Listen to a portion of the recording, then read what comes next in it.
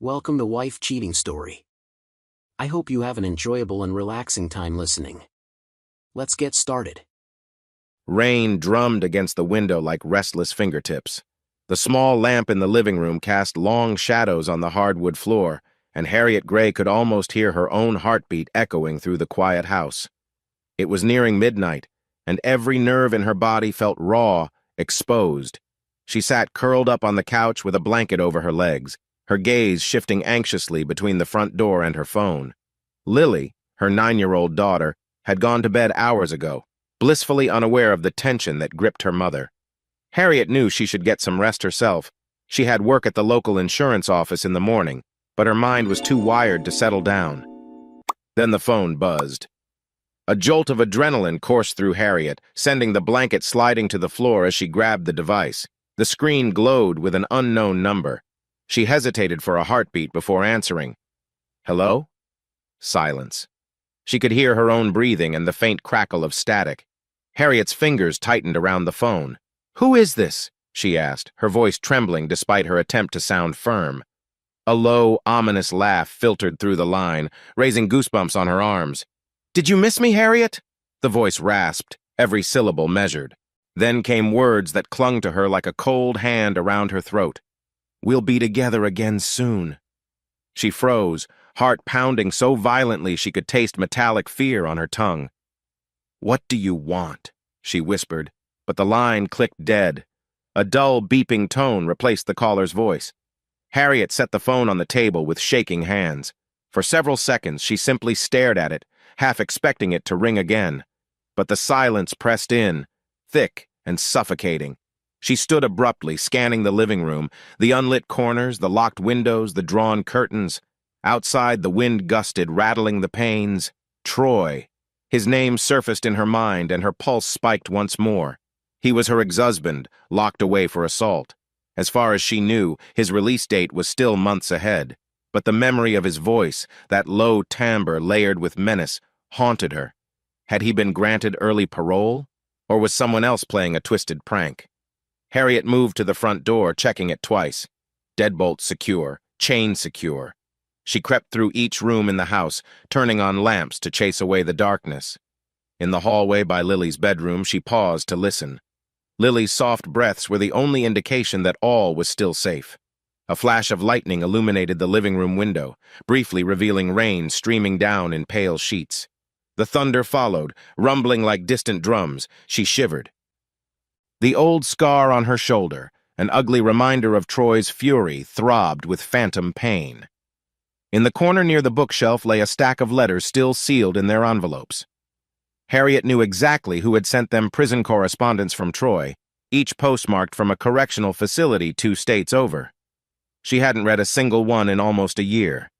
The last time she opened one, the content was a messy blend of apologies, manipulative pleas, and thinly veiled threats. She had forced herself to keep them unopened ever since, under advice from a lawyer friend. Tonight, though, one letter sat half-slid from the stack as if daring her to look. Harriet took 2 steps closer, her stomach tightening with each footfall. Finally, she reached for it, then snatched her hand back at the sound of a sudden rap on the window. Her breath caught in her throat. Another flash of lightning showed nothing but the reflection of the living room. Had it been a branch? The wind? She squeezed her eyes shut, exhaling shakily. Enough. She couldn't let paranoia consume her. Lily needed her stable, and strong fear could not be allowed to take over. She returned to the couch, phone in hand. Gently, she touched the silver cross necklace around her neck, a small gift from her mother, Celeste. It usually offered her some comfort, reminding her that she wasn't alone. She had friends. She had Lily. She had a new life that Troy had no right to disrupt. Her phone buzzed once more. Harriet nearly jumped out of her skin, only to see a text from Felicia, her closest friend, popping onto the screen. "Still awake? You okay? I had a weird feeling." Harriet's fingers hovered over the keys. She typed, deleted, then retyped. "Can't sleep. Got a scary call. Not sure if it's him." Felicia's reply was immediate. "Lock everything. Let me know if you need me. Don't face this alone." Harriet swallowed hard and glanced around the room one more time. She thanked Felicia quickly, then set the phone face down. The clock on the wall read 12:14 a.m. She forced a deep breath, stood, and flicked on another lamp. Soft light filled the space, driving away some of the lurking dread. "Mama's here for you, Lily," she murmured to herself, stepping carefully to the hallway. She opened her daughter's door a crack, listening to Lily's steady breathing. The sight of that little form under the blankets brought her the strength she needed. Back in the living room, Harriet gently picked up the phone again, her hands still trembling. The display read, "No caller ID." A chill crawled up her spine. "What if he's already out?" she whispered, sinking into the couch and holding the phone as though it could give her answers. "What if everything I've built is about to fall apart again?" Lightning flared across the sky, and Harriet took it as her cue. She hit the lamp switch, flooding the living room with light. If Troy, or whoever that voice belonged to, truly intended to come near her family, she would be ready. Or at least, she'd try to be. The question echoed in her mind as she forced herself to remain calm. What will I do if he really comes back?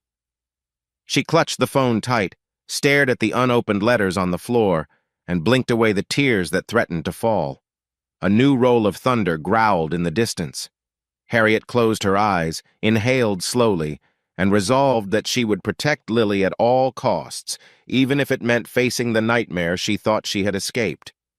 Shafts of gray morning light pierced through sluggish rain clouds, illuminating the narrow streets of Crestwood, the small American town Harriet called home.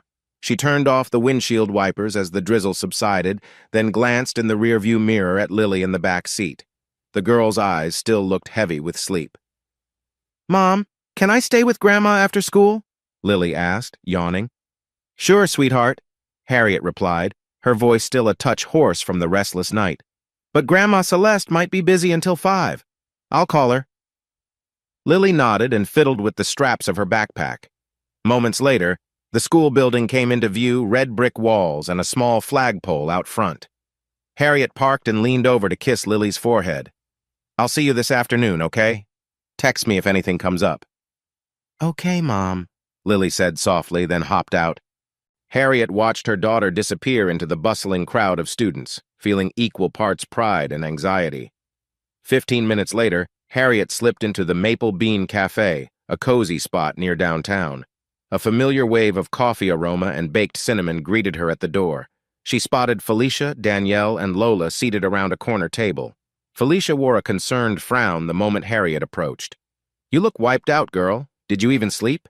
Harriet forced a small smile. "Not really. Late-night phone call. It shook me up." Lola, the youngest in their circle, leaned forward. "You think it was that psycho ex-husband?" "That's exactly what I'm afraid of," Harriet answered, sliding into a chair. A waitress appeared, and Harriet ordered a simple black coffee. She needed the jolt. Danielle, who worked as a detective with the Crestwood Police Department, tapped the table with her fingertip. "Any chance it's a prank call, or do we need to take immediate action?" It might be a prank, but the voice Danielle, it sounded so much like Troy, or at least someone who's heard him speak. Harriet rubbed her temples. "He said something about we'll be together again soon." That's not exactly normal wrong number talk. Felicia exhaled, stirring her latte. "Your lawyer told you Troy wasn't getting out until spring, right?" "Right. But I know the justice system can have early release conditions. Good behavior, overcrowded prisons, I'm not sure I can trust the dates they give me." Lola blew on her steaming cup of hot chocolate. "And your restraining order? Still valid?" "Until next year, yes," Harriet confirmed. "But that piece of paper didn't stop him before." Danielle reached out and placed a reassuring hand on Harriet's arm. "I'm going to check any changes in parole status for Troy, okay? I can't promise miracles, but if he's out, I'll know by the end of today." Harriet nodded, relief crossing her features. "Thanks, Danny. That'd help." They sipped their drinks quietly for a moment. Felicia broke the silence. "Harriet, if you need to stay over at my place for a bit just to feel safer, my couch is yours, all right?"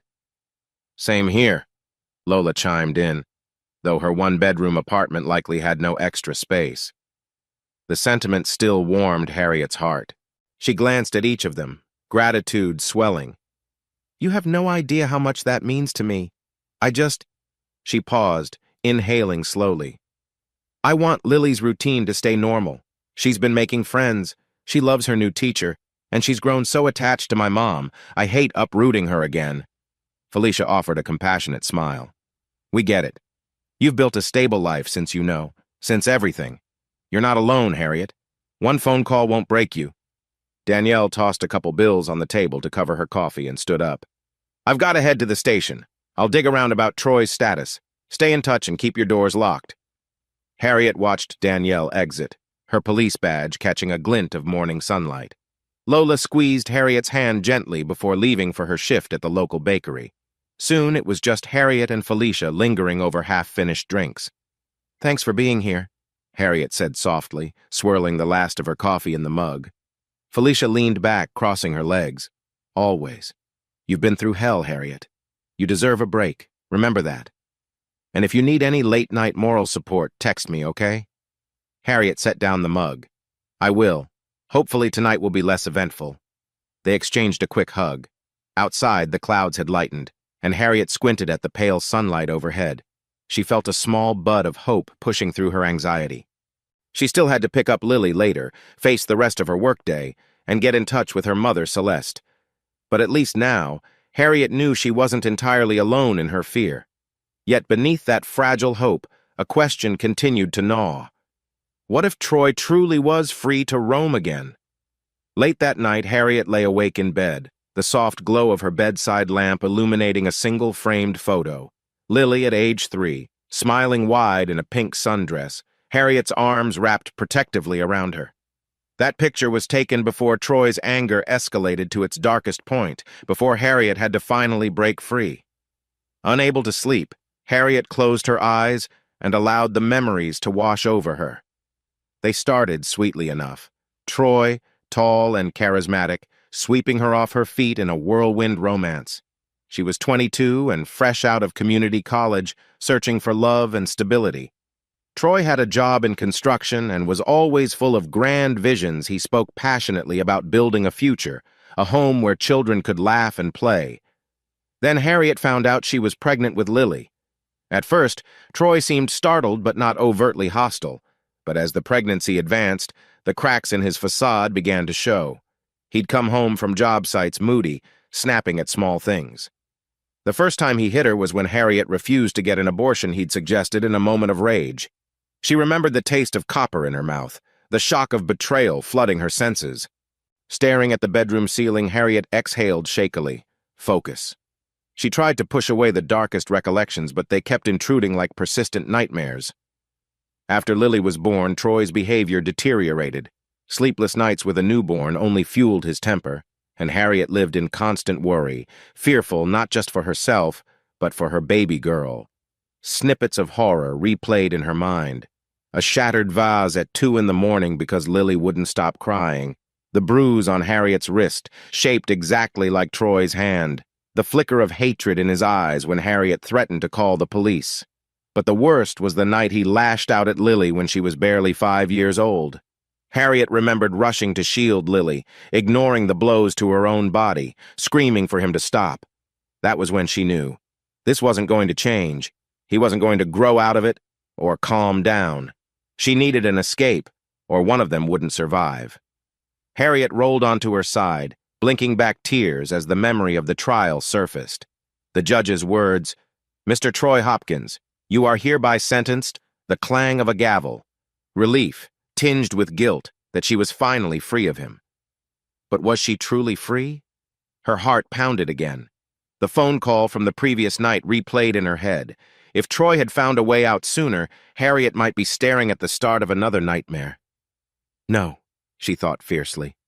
I won't let him take Lily's happiness again. She got out of bed, tiptoeing across the house to peek in on Lily. The girl slept soundly, her stuffed bunny clutched under her chin.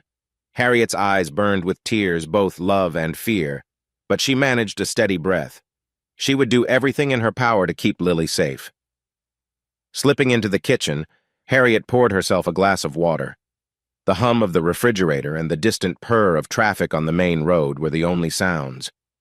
She leaned against the counter, eyes landing on the back door. She double-checked the lock. Secure. Then she remembered the battered trunk in the garage that held old family documents and the final protective order she'd filed against Troy. Maybe it was time to reread the conditions, ensure they were still valid. Before she could think further, her phone chimed a message from her mother, Celeste. "Hey, sweetie. I just got off a late shift. All good with you? I'm still awake if you need to talk." Harriet's lips twitched in a half-smile. Celeste worked part-time as a private home caregiver, often pulling odd hours. She typed back, "I'm okay, Mom. Just can't sleep. Thinking about everything." Celeste's reply came quickly. "Remember, you're stronger than you think, and you have Lily. Call me anytime." Harriet took a slow sip of water. Her mother's unwavering support and Lily's sweet presence, those were the twin pillars that kept Harriet standing. She had learned to be strong out of necessity, but that didn't mean the old wounds had fully healed. She walked back to her room, forcing the memories to recede. Checking the time, almost 1 in the morning, Harriet knew she'd regret losing another night of rest. Carefully, she placed the phone on her nightstand and slid under the covers. Sleep might be elusive, but she would at least try. She closed her eyes, breath shaky but determined. The pitter-patter of light rain started up outside again, a haunting lullaby. In her mind's eye, Harriet could almost see Troy's face smiling, then twisted with rage. She pushed that image away with all her strength. "Never again," she murmured, pulling the blanket tight. "I swear." Sunlight filtered through the curtains, a welcome change from days of drizzle. Harriet stretched out the knots in her shoulders before shuffling into the kitchen for coffee. Lily was already at the table, munching cereal and swinging her legs under the chair. "Morning, Mom!" Lily beamed, milk dribbling off her spoon. "Morning, sweet pea." Harriet ruffled her daughter's hair. She poured coffee into a chipped mug, inhaling the aroma. The night had been restless, but the day ahead beckoned maybe fresh air and a new routine would help. Just as Harriet sipped, her phone lit up on the counter. It was Lola, her voice bright over speakerphone. "Morning. Danielle told me she's still waiting on news about Troy's status. Don't panic, but we might not get an update until this afternoon." Harriet's stomach lurched, but she forced a calm tone. "Got it. Thanks for letting me know, Lola." Lola cleared her throat. "Listen, Harriet, Felicia, and I were thinking. We're hitting up Silver Horseshoe tonight. There's a live band. You should come." "Silver Horseshoe?" Harriet frowned. The local bar was known for its country rock fusion nights, line dancing, and neon lights. I'm not sure I'm in the mood, with all this Troy stuff." "Exactly why you need a break," Lola insisted. "Danielle will join us after her shift. Plus, we want you to meet the new bartender. He's apparently a riot. Come on, Harriet. You deserve a couple hours to let loose." Harriet hesitated, glancing at Lily, who was busy feeding cereal to her stuffed bunny. The idea of stepping outside her carefully guarded routine made Harriet's heart pound with both curiosity and reluctance. Celeste chose that moment to walk in from the back door, a grocery bag in hand. "Morning, you two. Harriet, sweetie, is that Lola? Tell her you'll go. I'll stay here with Lily. You can't hide forever." Lily heard that and perked up. "Mom, you never go out anymore. Grandma and I can have a movie night. It'll be fun." Harriet pressed her lips together, overwhelmed by the support. Finally, she sighed. "All right, Lola. I'll go, but don't expect me to dance much." Lola let out a happy squeal. "Yes, girl, you're gonna have a blast. We'll pick you up around 7. After hanging up, Harriet set the phone down and rubbed the tension from her neck. Celeste approached with a knowing smile. "I'll keep an eye on Lily. You need this." "Mom, I'm not exactly a social butterfly these days," Harriet murmured, sipping her coffee. "Well," Celeste said gently, "you might rediscover parts of yourself you've forgotten. I remember how you used to love dancing in high school." Harriet snorted. "That was ages ago." "Doesn't mean it's gone." Celeste squeezed her daughter's shoulder. "Just try. You're allowed to have a life beyond fear." Harriet gazed at her mother, then at Lily, who was now flipping through a picture book at the table. Maybe they were right. Maybe one night out could relieve some of the tension coiling inside her chest like barbed wire. That evening, Harriet stood in front of the mirror, hands trembling slightly as she buttoned a dark denim shirt and smoothed out a pair of fitted jeans. She'd even dug out her old ankle boots, scuffed but comfortable. The reflection staring back seemed different, a bit more alive than the woman pacing the living room at midnight. A honk sounded outside. Harriet grabbed her phone, anxiety fluttering in her stomach. Lily ran up and gave her a fierce hug. "Have fun, Mom! Send me a picture of your friends dancing." Celeste winked from the couch. "Text me if you'll be late. Otherwise, don't worry about us." "Right," Harriet breathed, stepping outside to Lola's waiting car. Felicia was in the passenger seat, waving enthusiastically. By the time they reached Silver Horseshoe, Harriet's heart pounded with a mix of nerves and anticipation. Neon signs glowed along the bar's frontage, and a faint pulse of bass vibrated through the doors. She followed Lola and Felicia in, scanning the lively interior. A small stage at one corner, tall stools lining a rustic wooden bar, and clusters of people chatting animatedly. A local band was setting up. Harriet spotted Danielle near the bar, already sipping a soda. The detective gave her a quick thumbs-up, then signaled Harriet to come over. Harriet weaved through the crowd, the smell of beer and barbecue sauce filling the air. "Glad you made it," Danielle said, nudging Harriet's arm. "We'll get your mind off everything. Promise." Harriet forced a smile and slid onto a bar stool. She tried to ignore the thump in her chest, the sense that at any moment her phone might ring with bad news. But she was here out in public, unafraid for now. And maybe, just maybe, that was the first step toward reclaiming her life. She couldn't have known, of course, that the night at Silver Horseshoe would introduce her to someone who might shift her world once again. All she knew was that for the first time in forever, she wasn't letting fear dictate her every move. And that felt like victory enough, at least for tonight.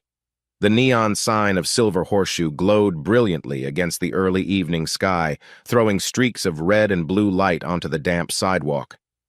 Harriet stepped out of Lola's car, nerves fluttering in her stomach.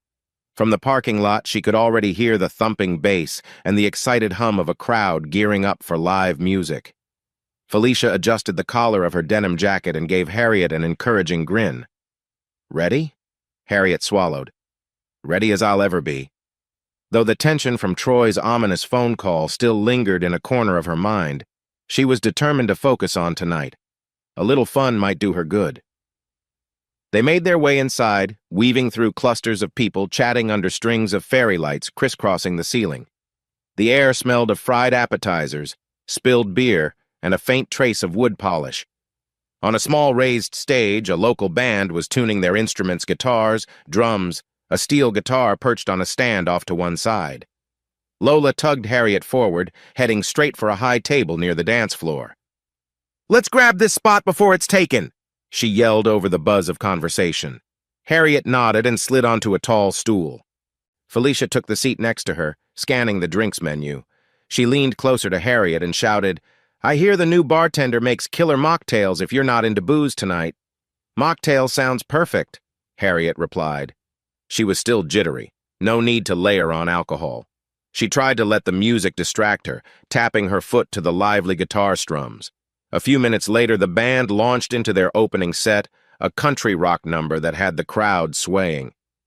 At first, Harriet admired the lead singer's raw voice, but soon her eyes drifted to the lap steel guitar player on the edge of the stage. He had dark, wavy hair just long enough to brush the collar of his black shirt, and a calm focus as he slid a steel bar across the strings. The notes shimmered, weaving through the melody like liquid gold.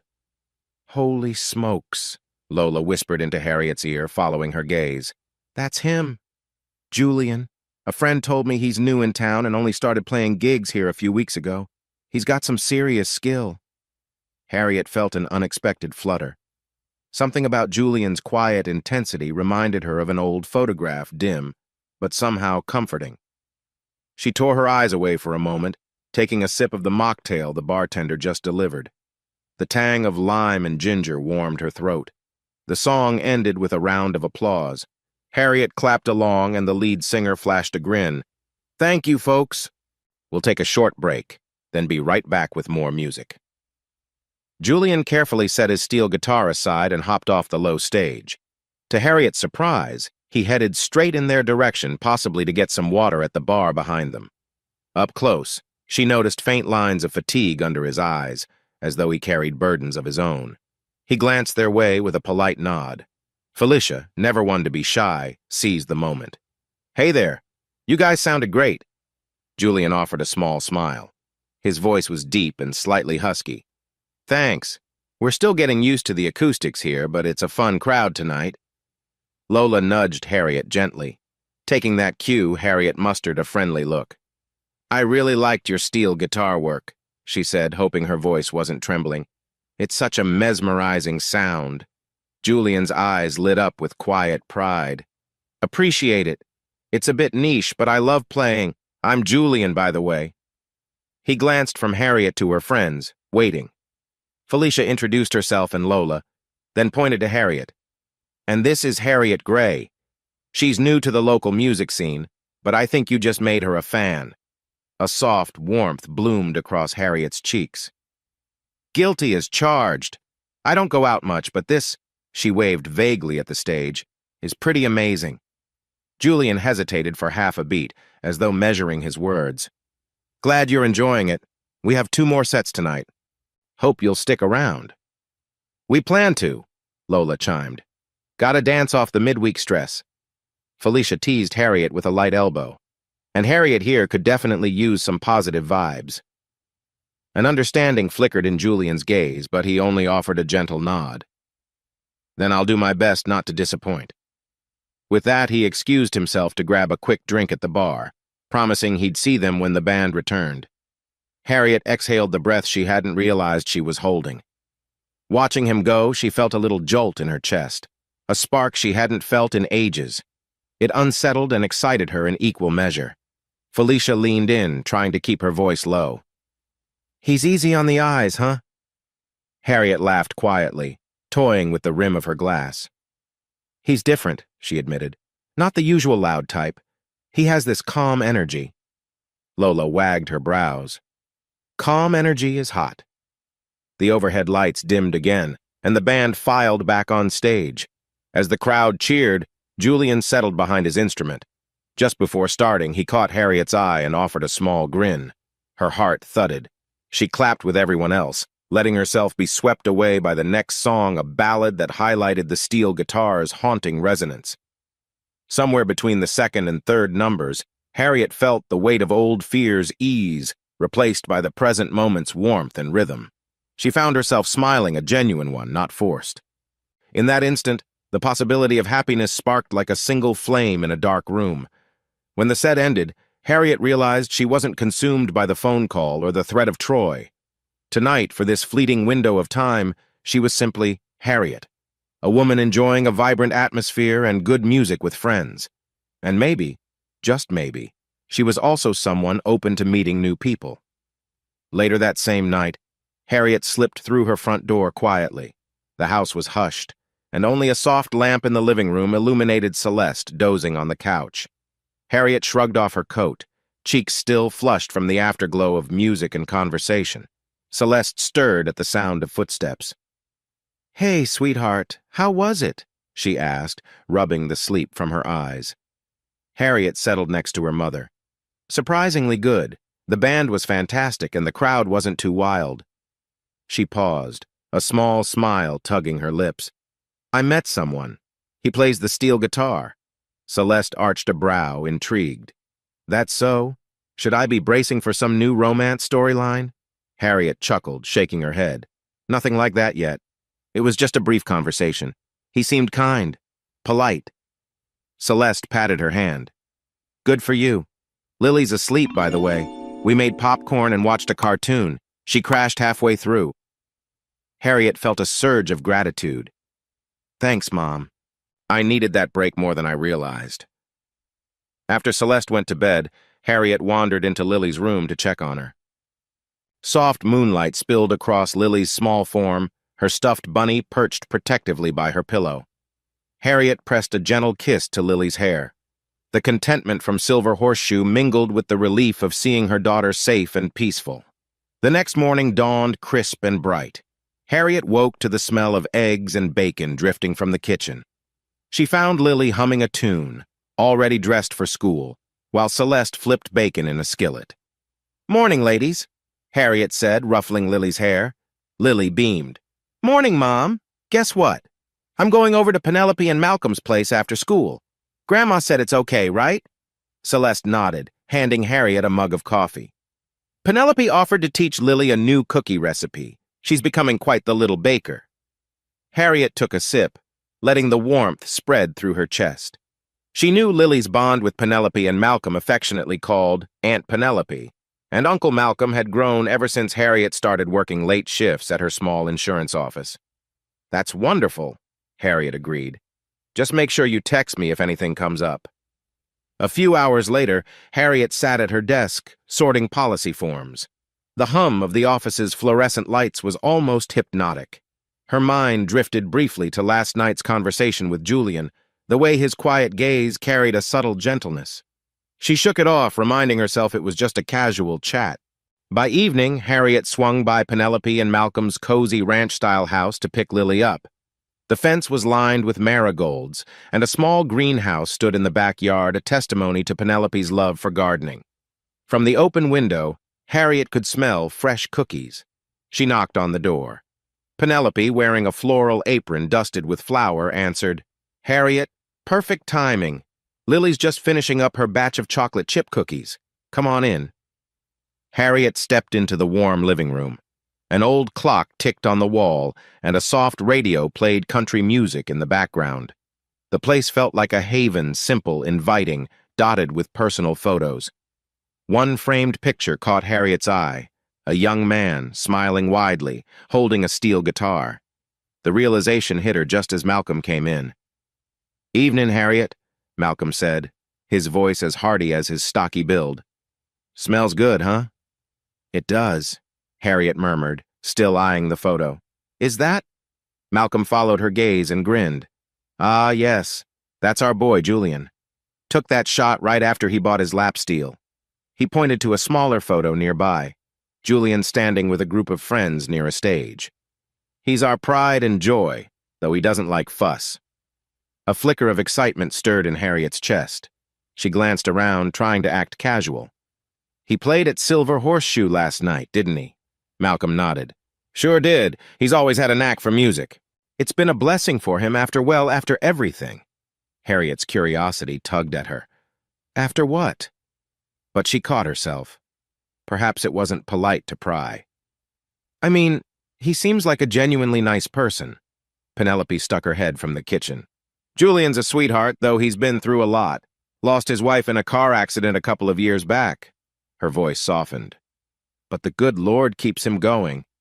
A pang of sympathy ran through Harriet. So that was the shadow she'd sensed in him. She nodded, absorbing the weight of that information. Just then, Lily burst in from the kitchen, proudly carrying a plate of cookies.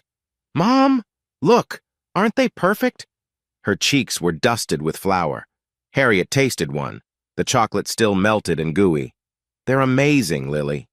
She offered an appreciative smile to Penelope and Malcolm. "Thank you both. This is wonderful for her." "Anytime," Penelope said, dabbing flour off her apron.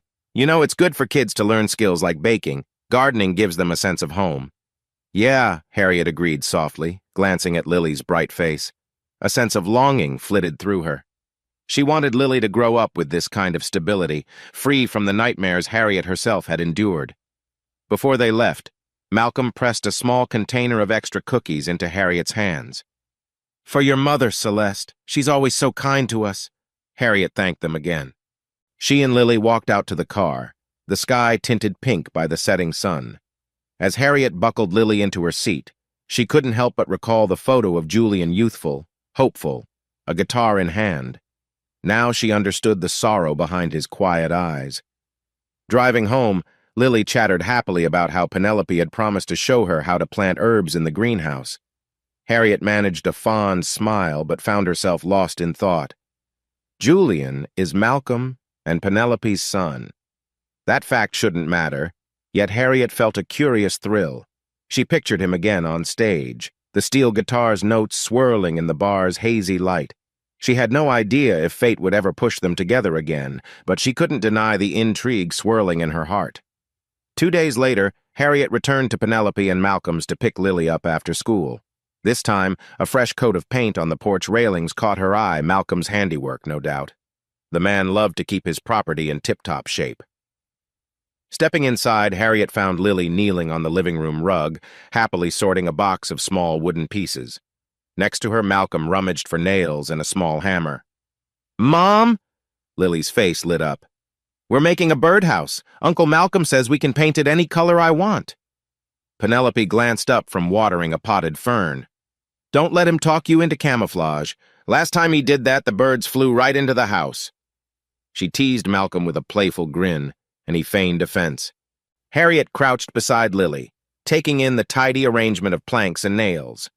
"Wow, you're really getting handy. You made cookies last time, and now you're building a birdhouse?" "Yep," Lily said, concentrating on aligning 2 small boards. "It's so fun here, Mom. Aunt Penelope and Uncle Malcolm show me all kinds of cool stuff, and they say in the spring we might hatch our own little seedlings in the greenhouse." Harriet pressed a hand over her heart, touched by the simple joy radiating from Lily. "That sounds fantastic, sweetheart." Penelope wiped her hands on a kitchen towel and joined them.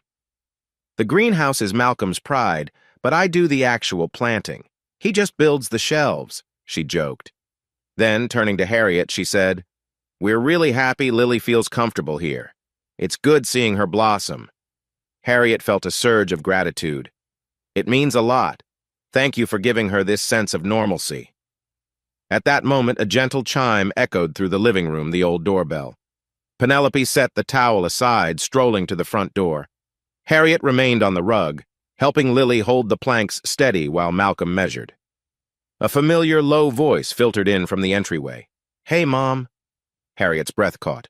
She recognized that timbre Julian. Heat rose to her cheeks, and she willed herself to stay calm. Penelope guided him into the living area, his arms carrying a couple of grocery bags. He wore a casual blue button-down, the sleeves rolled up to reveal strong forearms. "Julian, you remember Harriet, right?" Penelope said warmly. "This is her daughter, Lily." He set the bags down and offered them a soft smile. "Nice to see you again," he said to Harriet, then crouched to Lily's level. "Heard you're building a birdhouse. That's pretty awesome." Lily grinned. "You can help if you want." Julian's eyes flicked to Harriet before returning to Lily. "I'm not exactly the best carpenter, but I'll do my best." Harriet swallowed the small knot in her throat.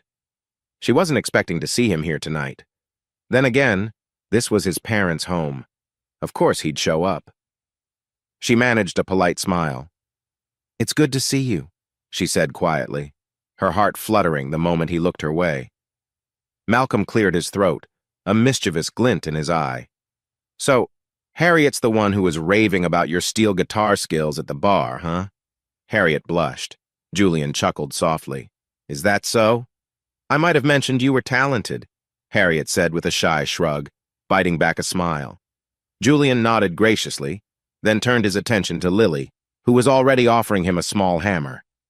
"Let's see if I can help you, Miss Lily, but don't blame me if the birdhouse ends up lopsided." The group shared a relaxed laugh, and Harriet watched as Julian joined Lily and Malcolm in carefully positioning planks. For the next half hour, the living room filled with the soft sounds of wood tapping and cheerful chatter. Penelope busied herself in the kitchen, occasionally popping her head around the corner to offer painting tips. Harriet took a seat on the couch, content to observe. Every so often she caught Julian's eye. They exchanged smiles, tentative, warm, edged with something unspoken. A small coil of anticipation curled in Harriet's stomach. Finally, Lily let out an excited squeal as they fixed the last nail. She held up the newly formed birdhouse, edges rough but sturdy enough. "We did it. Now we just need paint." "That's tomorrow's project," Malcolm said, feigning exhaustion. "My old back needs a break." Julian brushed sawdust from his hands, turning to Harriet. "You're welcome to stop by this weekend if Lily wants help decorating the birdhouse. I'll be around." His voice held a gentle invitation that Harriet sensed might extend beyond simple carpentry. Penelope stepped in with a tray of lemonade. "Actually, we'll all be at church on Sunday. You could come?" Harriet let Lily see the children's choir, maybe. Harriet hesitated. She rarely attended church these days, feeling too weighed down by old trauma. But a curious look from Julian and Lily's eager eyes worked together like magic. "Sure," Harriet found herself saying. "Why not?" "Great," Lily exclaimed, pumping her fist. "We'll see the choir, and I can show everyone the birdhouse after." Soon, Harriet gathered Lily's backpack and thanked Penelope and Malcolm for their kindness. Julian offered a quick goodbye, saying he'd see them Sunday. His warm smile lingered in Harriet's mind as she led Lily outside, the sky now deepening into twilight. A sense of possibility threaded itself through the evening air. Sunday morning arrived with a burst of sunshine, as though the weather itself approved of Harriet's tentative steps toward something new.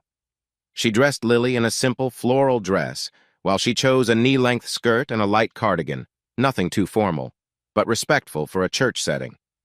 Celeste gave Harriet a curious look. "Haven't seen you in these clothes for a while," she teased gently. "You sure you're okay?" Harriet adjusted the cardigan's sleeves, a small tremor of nerves beneath her calm exterior. "I'm fine, Mom. Just heading to service with Lily at Malcolm and Penelope's church." Celeste's eyebrows rose, but she only nodded in support. "Go. Have a good time." 30 minutes later, Harriet pulled into the church's gravel lot. The building was modest, painted white with a steeple that reached for the clear blue sky. Lily hopped out, excitedly scanning the rows of cars for any sign of Penelope and Malcolm. They soon spotted the couple near the entrance, chatting with a few congregants. Standing beside them was Julian, wearing a neat collared shirt, his expression calm but friendly. The sight of him coaxed a warmth into Harriet's chest, despite the flutter of nervous energy about stepping into a church again. Malcolm greeted them, guiding Lily to the children's area for Sunday school. Penelope embraced Harriet, leading her into the main chapel. Rows of wooden pews stretched down a narrow aisle, and stained glass windows cast colorful patterns of light onto the floor. Harriet inhaled the faint scent of lilies and old hymnal pages. Service began with a gentle guitar melody. Harriet recognized the man plucking those strings as the worship band's leader. Julian sat at the edge, a small amplifier by his feet, poised to join in. When the singing started, Harriet felt her throat tighten. The music was soft, soothing, filled with an undercurrent of faith and longing. She hadn't realized how much she missed the calming effect of live music in a peaceful setting. Eventually, the pastor delivered a brief sermon about finding hope after loss. Harriet felt the words resonate, especially recalling her own struggles. A discreet glance at Julian revealed a thoughtful expression on his face. She wondered if his loss, his late wife, still weighed on him every day, the same way Harriet's fears lingered in her mind. At the end of the service, people rose, shaking hands and exchanging warm greetings. Harriet hovered near Penelope until Julian approached, gently resting a hand on Harriet's forearm. His touch was featherlight, yet it brought a surge of awareness through her body. "Hey," he said softly. "Thanks for coming. The place doesn't bite, right?" Harriet laughed, a quiet, genuine sound. "Not at all." It was nice. She noticed the faint lines at the corners of his eyes, as though relief and sadness coexisted there.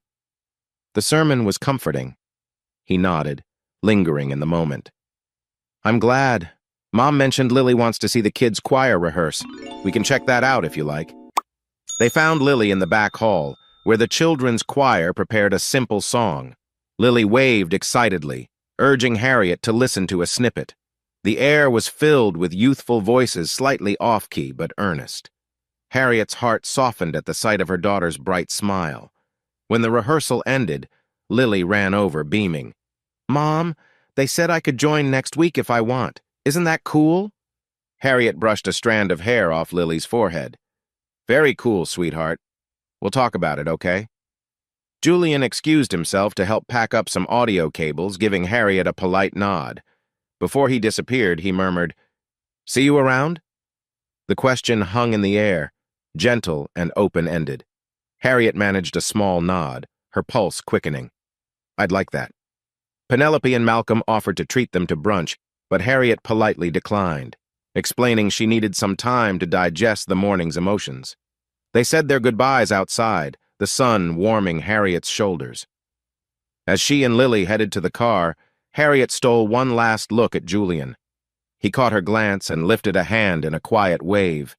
Driving home, Harriet replayed the morning in her head. The sense of peace in the chapel, the children's laughter, Julian's comforting presence, it all felt like a glimmer of something she thought she'd lost. And though she told herself she wasn't ready for anything serious, Harriet couldn't deny that an unexpected spark had begun to flicker in her heart. For the first time in a very long while, she felt the soft glow of hope. A golden sun beamed down on the open field behind the local church, where folding tables and bright umbrellas dotted the grass. The community picnic bustled with voices, laughter, and the scent of grilled hot dogs. Harriet parked her car along the gravel path, Lily bouncing excitedly in the back seat. "Mom, hurry!" Lily urged, nearly hopping out before Harriet could unlock the doors. Harriet laughed and grabbed a cooler of homemade lemonade. They spotted Felicia, Danielle, and Lola near a large oak tree. Felicia waved them over, sunglasses perched atop her curly hair. "Harriet! Lily! Over here!" Lily raced forward, leaving Harriet to juggle the cooler. Danielle took it from Harriet's hands. "Let me help. You look like you could use a break." Harriet exhaled. "Thanks. I didn't realize Lily was this eager. Must be the promise of all those desserts." She glanced around at the checkered tablecloths, noticing a few church members handing out plates of pies and cookies. A short distance away, she caught sight of Julian in a casual plaid shirt, helping an older gentleman set up a tent. His gaze lifted, and he shot her a friendly smile. Harriet felt her cheeks warm. Memories from the previous Sunday at church fluttered through her mind, his gentle voice, the easy connection. She hadn't known that a simple act of going to a service could pivot her life so subtly. "Hello, Earth to Harriet," Lola teased, stepping beside her. "You going to say hi to him or just stare from afar?" Before Harriet could protest, Julian finished his task and strolled over, hands in his pockets. "Hey, Harriet." He nodded at her friends. "You guys picked a perfect spot, nice shade over here." Felicia raised an eyebrow. "And a direct line of sight to the dessert table." Julian grinned. "Always a priority." Then he turned back to Harriet. "Glad you could make it." "Me too," Harriet said softly, aware of the subtle flutter in her stomach. "Figured Lily should burn off some energy running around." As if on cue, Lily darted by, chasing two other children. Her laughter rang out, carefree and bright. Harriet's heart swelled at the sight. Lily was finally getting to enjoy a normal childhood, not overshadowed by fear. She still remembered the phone call in the dark, the dread that Troy might be lurking somewhere, but here, in the sunlight with friends, Harriet felt stronger. Soon the organizers announced group games, sack races for kids, a three-legged race for adults. Lola and Felicia dragged Harriet to sign up. Danielle stepped back, citing a mysterious ankle tweak, which Harriet suspected was just an excuse to watch everyone else flail around. "You want to team up?" Julian asked Harriet, tapping the sign-up sheet. His expression was warm, almost playful. A bubble of nervous excitement rose in Harriet's chest. "Sure," she replied, surprising even herself with how quickly she agreed. Moments later, Harriet found herself tied at the ankle to Julian, standing on the grass with half a dozen other pairs. The officiator hollered, "On your mark, get set, go!" And the field erupted in laughter and stumbling. Harriet and Julian attempted to synchronize their steps, but Harriet's foot tangled on Julian's, sending them both nearly tumbling. Laughter bubbled from Harriet's throat, the kind of genuine laughter she hadn't felt in years. Julian's arm slipped around her waist to steady her. "Careful," he said, breath hitching. "We can do this. Just count it out." 1, 2, 1, 2, Harriet chanted, focusing on their makeshift rhythm. Slowly, they found a groove, hobbling forward until they crossed the makeshift finish line in the middle of the pack. Lily and her friends cheered from the sidelines, half of them covered in grass stains. Felicia teased Harriet. "Not exactly gold medal performance, but you both looked adorable flailing around." "Hey, at least we didn't faceplant," Julian said, giving Harriet a conspiratorial grin. They plopped down under the oak tree, panting. Harriet took a gulp of lemonade and offered the cup to Julian. He accepted, brushing sweat from his brow. A light breeze rustled the branches overhead, sending flecks of sunlight dancing across the grass. Harriet noticed a sense of warmth and closeness beyond just the physical proximity from the silly race. Throughout the afternoon, the group shared jokes, tossed frisbees, and mingled with other families from the church. Lily played tag with a pack of kids, her giggles carrying across the field. Harriet and Julian found small pockets of conversation, learning tidbits about each other.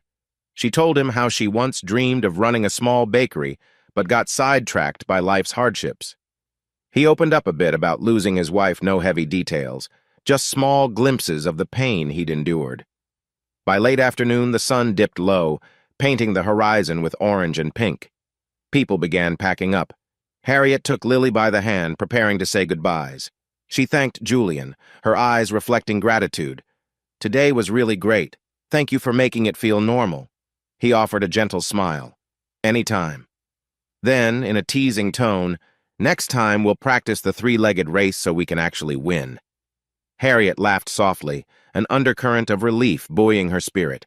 She might have a long way to go, but for the first time, she felt she had the right to believe in possibilities, something beyond fear and survival, something that tasted like true happiness. On a gloomy Monday afternoon, clouds gathered in the sky over Crestwood, mirroring Harriet's growing sense of unease. She sat at her desk in the small insurance office, finishing paperwork with mechanical motions.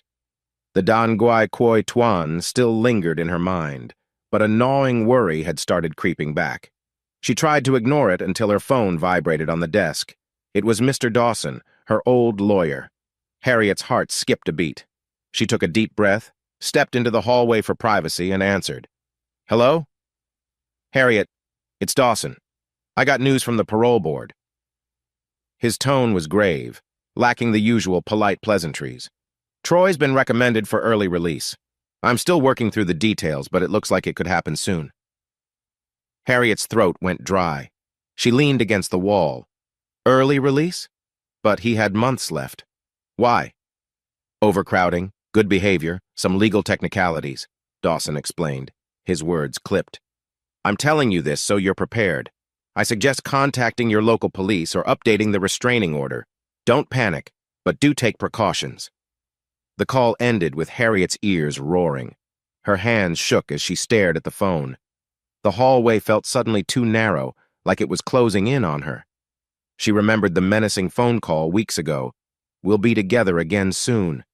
Had Troy known this was coming? After a few moments, Harriet forced herself to breathe. She stepped back to her desk, grabbed her purse, and informed her manager she needed to leave for an emergency. She practically ran to her car, wiping tears as they sprang to her eyes.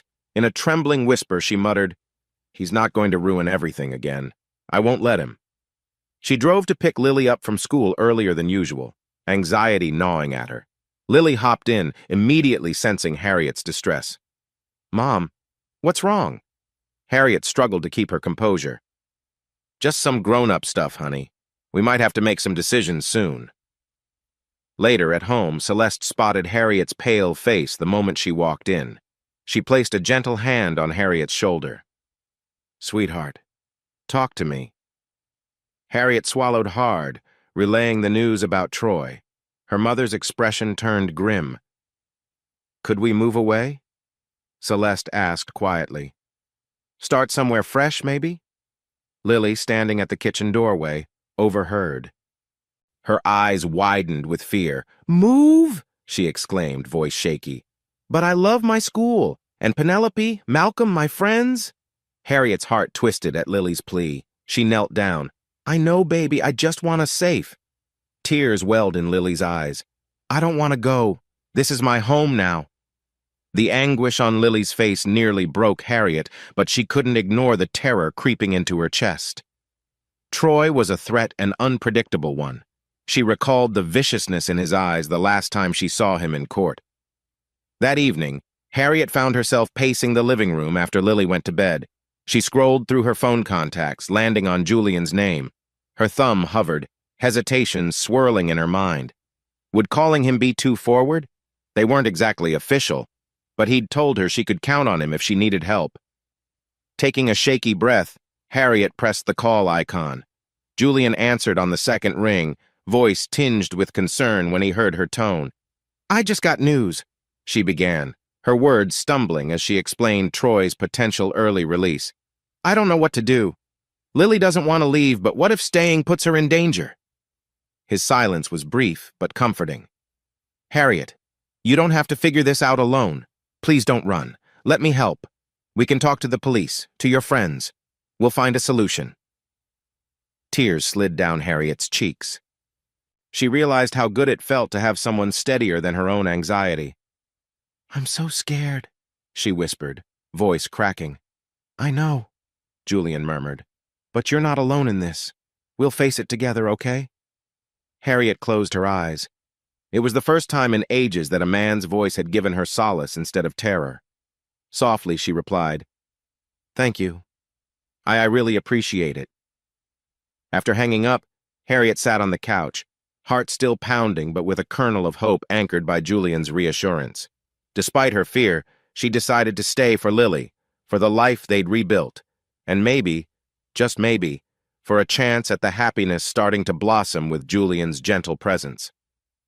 The following Friday, Harriet found herself staring at her reflection in the mirror for way too long.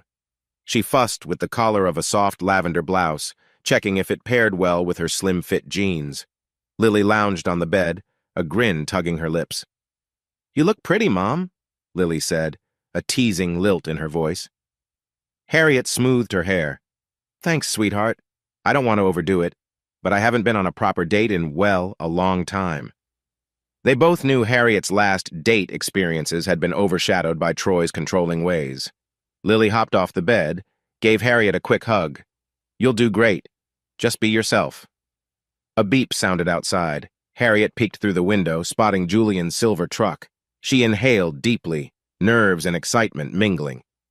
Celeste, sipping tea in the living room, waved Harriet off with a warm smile. Go and enjoy. Lily and I will be fine. As Harriet slipped out the front door, Julian stepped around the truck to greet her. He wore a simple button-down shirt and dark jeans. Hey, he said, eyes crinkling in a friendly grin. You look amazing. You too, Harriet replied, heart thumping. She climbed into the passenger seat, the faint scent of his cologne enveloping her in a comforting presence. They drove toward the neighboring town, where a modest restaurant overlooked a small lake. Soft, ambient lights glimmered on the water's surface. At the hostess stand, Harriet fidgeted, half expecting an unpleasant surprise, as though Troy might appear from the shadows. She forced the thought away, determined to carve out a pocket of happiness tonight. They were seated by a window. Candlelight flickered between them, reflecting in Julian's warm gaze. Conversation flowed.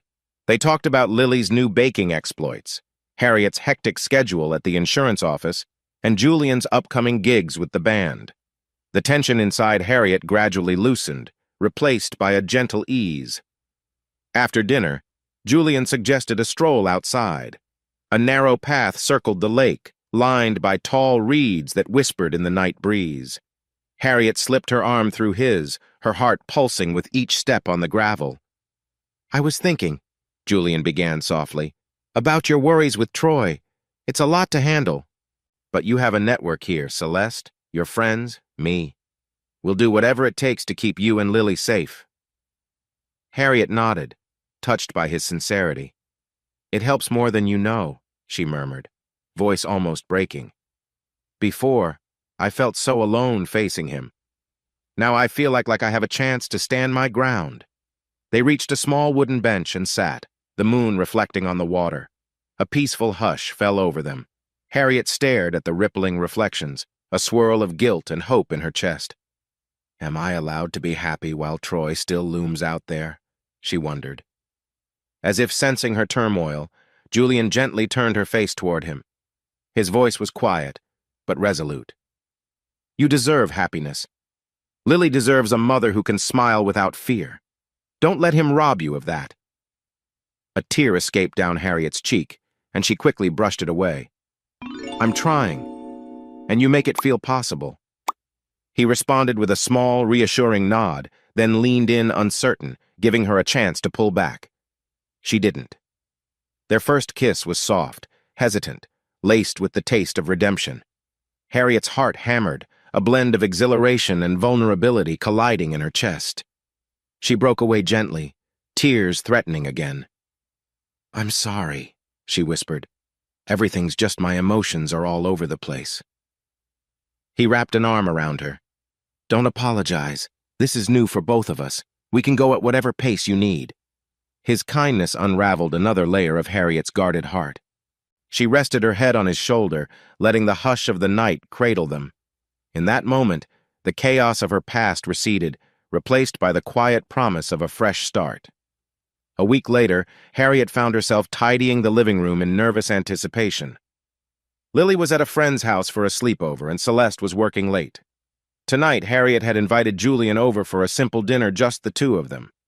She wanted to show she trusted him enough to let him into her personal space without the constant bustle of others around. He arrived with a small bouquet of wildflowers, which Harriet placed in a vase on the kitchen table. The gesture made her smile, a warm glow radiating in her chest. As they settled on the couch after the meal, conversation flowed easily, stories of Lily's antics, bits of Julian's childhood in Crestwood. Harriet laughed at his tale of once trying to keep a stray cat hidden from Malcolm in the barn. Relaxed, Harriet absent-mindedly leaned closer.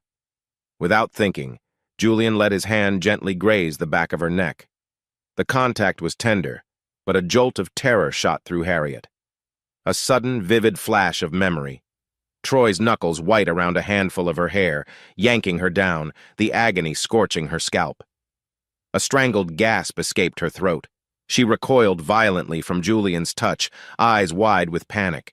Heart pounding as if it might burst, Harriet scrambled off the couch, pressing her back to the wall. Her breathing came in ragged, shallow gulps.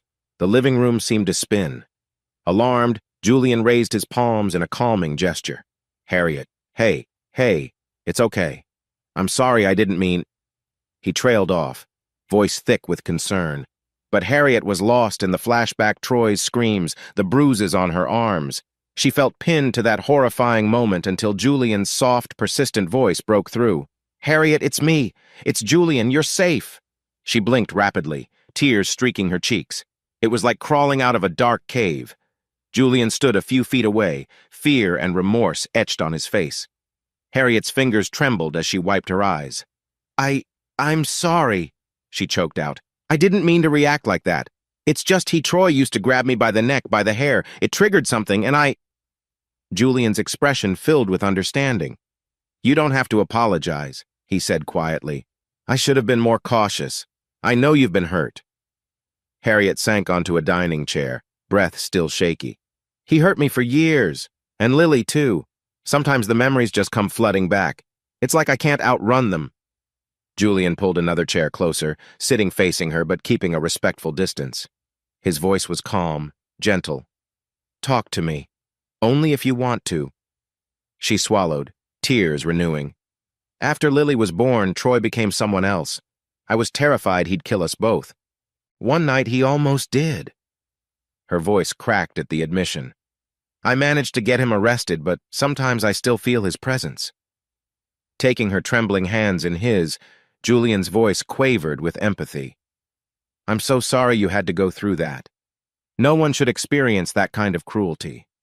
You're incredibly brave, Harriet. Surviving it, protecting Lily." She closed her eyes, letting his words wash over her. No pity, just compassion, exactly what she needed. When she opened them, she found him watching her, concern mingled with a tender sincerity. "I'm trying to move on," she whispered. "But sometimes it just ambushes me." Julian nodded, squeezing her hands gently. "I promise I'll never knowingly hurt you. If I do something that scares you, please tell me. I only want you to feel safe." Her tears came faster then, an odd mix of relief and lingering sorrow. She leaned forward, resting her forehead against his shoulder. "Thank you," she murmured. "You have no idea how much that means." He wrapped his arms around her with extreme caution, as if cradling something fragile. Harriet let herself sink into the warmth of his embrace, hearing the steady rhythm of his heartbeat. For a long moment, they just stayed like that, two bruised souls seeking solace in each other. Eventually, Harriet pulled back, wiping her face. The overhead light glinted off the wildflowers he'd brought, reminding her of the small joys that still existed. "I'm sorry tonight turned out so emotional," she said with a shaky smile. "I'm not," Julian replied softly. "Sometimes honesty is the best way to move forward. We'll take this one step at a time, Harriet. Together." In that moment, Harriet believed him. She believed in her own strength, too, and in the possibility that love, even after all the horror, could still flourish. Maybe her scars would never fully vanish, but at least someone cared enough to hold her through the nightmares. The gray concrete walls of the parole office felt colder than usual. Harriet sat stiffly in a plastic chair, her fingers interlaced to hide their trembling. She'd received the official call that Troy was being released early, and now she was required to appear for a mandatory meeting regarding visitation rules for Lily.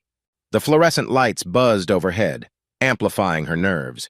At her side stood Danielle, arms crossed protectively. "You sure you want to do this alone?" she whispered. Harriet mustered a tight smile. "I can handle it, but thanks for being here."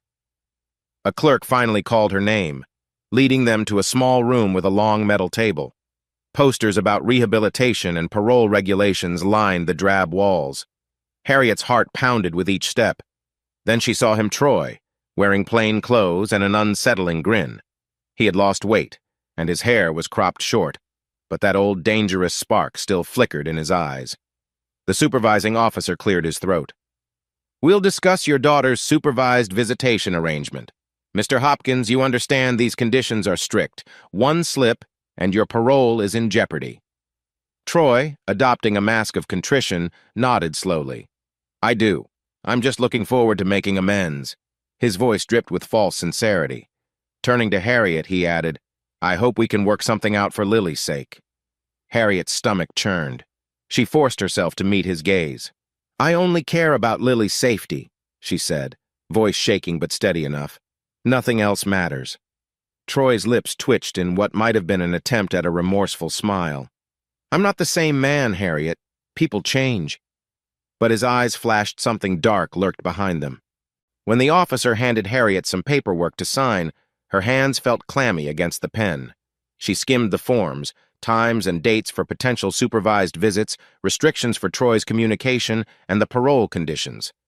She noticed Danielle studying Troy's every move, her detective instincts on high alert. As soon as the formalities ended, the officer stood. "We're done here, Miss Gray. I'll walk you out." He looked to Troy.